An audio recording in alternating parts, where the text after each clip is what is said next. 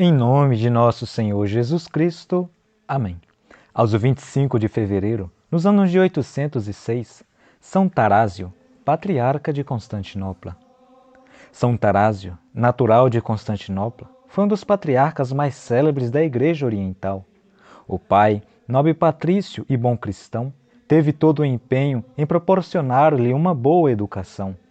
O filho satisfez perfeitamente aos desejos e esperanças do progenitor, tanto que, uma vez conhecido na sociedade, era objeto de admiração de todos por causa de seu saber e belo caráter. Abriam-se-lhe ao futuro as perspectivas mais risonhas e prometedoras. Convidado pelo imperador Constantino V e sua esposa Irene, ocupou o cargo de cônsul e mais tarde de secretário do Estado. Os atrativos do mundo, o brilho de posições elevadas, não conseguiram, entretanto, ofuscar-lhes a vista. A vida na corte, tão cheia de seduções e escolhos para a virtude, em nada lhe modificou os sentimentos de piedade e sobriedade de seu caráter. A todos e em todas as emergências dava o exemplo de cristão reto. Havia no Oriente uma seita que combatia o culto das imagens, chamada a dos iconoclastas. Paulo III, patriarca de Constantinopla, embora merecedor dos maiores elogios como prelado virtuosíssimo e caridoso que era, teve a fraqueza de não se opor à perniciosa seita com a energia que as circunstâncias exigiam, tanto que a opinião de muitos católicos o acoimavam como faltor da mesma. Uma doença grave que Deus lhe mandou abriu-lhes os olhos. Muito arrependimento do erro que cometera, renunciou ao cargo e retirou-se para a solidão a fim de fazer penitência. Tão firme ficou nesse propósito que amigos íntimos não puderam demover do intento. Uma visita da própria imperatriz Irene, esposa de Leão IV, e suas insistências para que voltasse ao cargo não tiveram melhor resultado. Paulo tomou o hábito de monge e propôs Tarásio para seu sucessor. A indicação não podia ser mais acertada, apesar de Tarásio se opor com toda a força.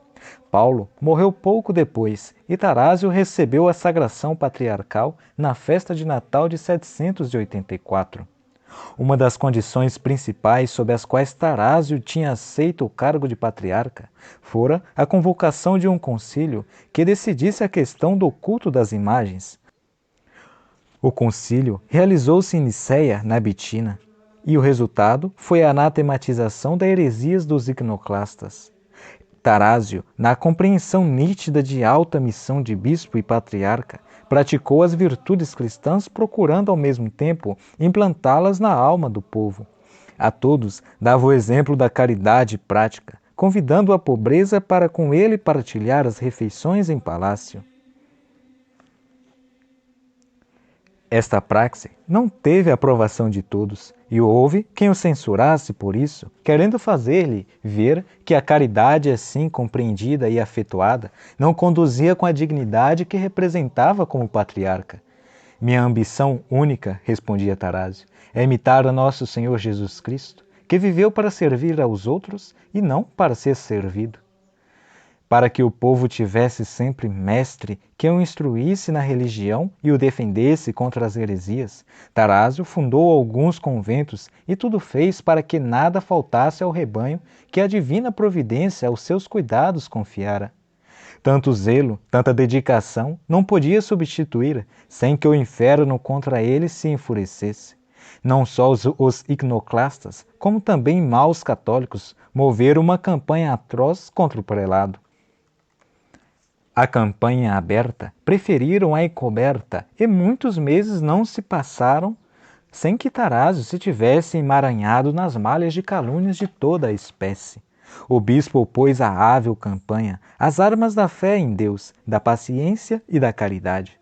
O imperador, tomado de amores ilícitos por uma dama da corte, acusando a esposa de tentativa de morte por veneno, requereu do patriarca o divórcio para contrair matrimônio com Teodata. Era esse o nome da adúltera. Tarásio opôs-se ao alvitre do monarca, pediu-lhe que desistisse do ímpio projeto e ameaçou-o com os efeitos de vingança divina. Constantino, cego de paixão, não tomando em consideração as advertências e conselhos do patriarca, exigiu-lhe a aprovação do casamento com Teodata, alegando, infelizmente e com razão, a atitude de patriarcas anteriores em condições idênticas. Tarásio, porém, ficou firme e disse: mas temo cair em desagrado do Rei dos Reis, que perder as boas graças de um rei mortal. Constantino, uma vez no caminho dos desregramentos, adotou o sistema monárquico absoluto, afastando a mãe da gerência nas coisas de política. Irene soube vingar-se, se no princípio disfarçadamente, mais tarde fez guerra aberta ao filho, moveu contra ele elementos poderosos militares. Constantino foi preso. Por ordem da mãe, arrancaram-lhe os olhos com tanta crueldade que morreu em consequência disso. Irene subiu novamente ao trono, mas seu governo pouca duração teve. Vento semeara a tempestade, havia de colher e colheu. Em 802, foi derrubada do poder e desterrada para Lesbos, onde morreu desgostosa. Pela morte de Constantino, voltaram para Tarásio dias de sossego, que não mais foi perturbado por novas lutas. Tanto Irene como seu sucessor Nicéforo deixaram a igreja em paz. 22 anos pôde Tarásio governar o patriarcado, dedicando-se de corpo e alma aos trabalhos da vinha de Cristo. Embora já velho e doente, celebrava todos os dias o santo sacrifício da missa, preparando assim para santamente morrer. Antes de entregar a alma ao eterno esposo, o demônio arrumou-lhe uma luta terrível, molestando-o e martirizando-o com pensamentos de desespero. Pessoas que o puderam observar de perto, viram-no tremer no corpo todo, acusando sinais de temor e de angústia.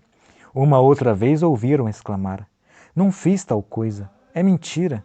Sim, isto eu fiz, mas confessei-me sinceramente e espero de Deus misericórdia. Os circunstantes, observando esta luta entre a alma e o demônio, puseram-se a rezar fervorosamente. Tarásio, livre daquele pesadelo terrível, serenamente entregou a alma de Deus em 806.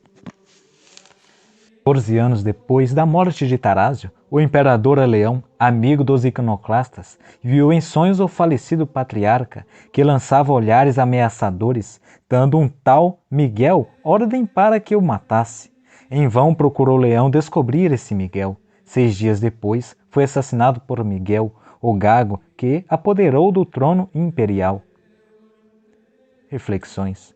Primeiro, o culto das imagens tem inimigos também em nossos dias. Os protestantes, invocando a autoridade bíblica, reprovam a veneração das imagens e chamam-nos de idólatras.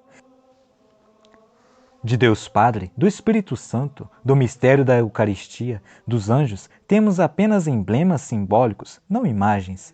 Imagem só se pode fazer de pessoas visíveis como de Nosso Senhor, de Nossa Senhora, dos santos apóstolos e etc. A veneração das imagens é antiquíssima na Igreja e de origem apostólica. Não veneramos a imagem em si, não se lhe dando de que matéria a mesma seja feita ou que possua um poder sobrenatural ou maravilhoso, ou que seria superstição e idolatria.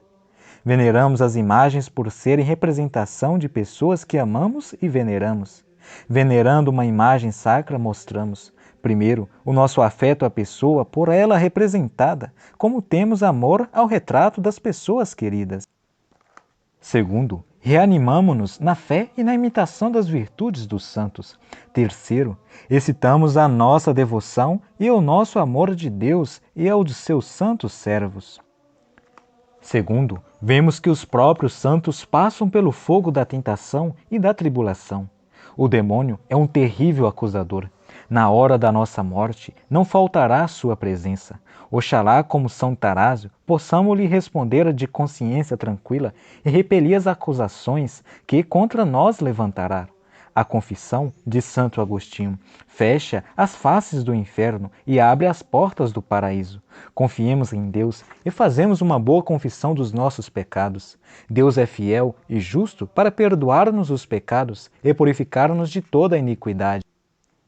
Santos, cuja memória é celebrada hoje. No Egito, a morte dos santos mártires Vitorino, Vítor, Claudiano, Sarapião e Papias, no tempo do imperador Numeriano. Na Tanúzia, os santos mártires Donato, Justo, Herena e outros. Em Roma, a memória do Papa Félix III. Era casado antes de sua ordenação sacerdotal. Era bisavô de São Gregório o Grande e Santa Tarsita era sua neta. Faleceu em 492. Em Narzianza, São Cesário, irmão de Gregório, o teólogo, médico de profissão, é padroeiro dos médicos. Deu graças.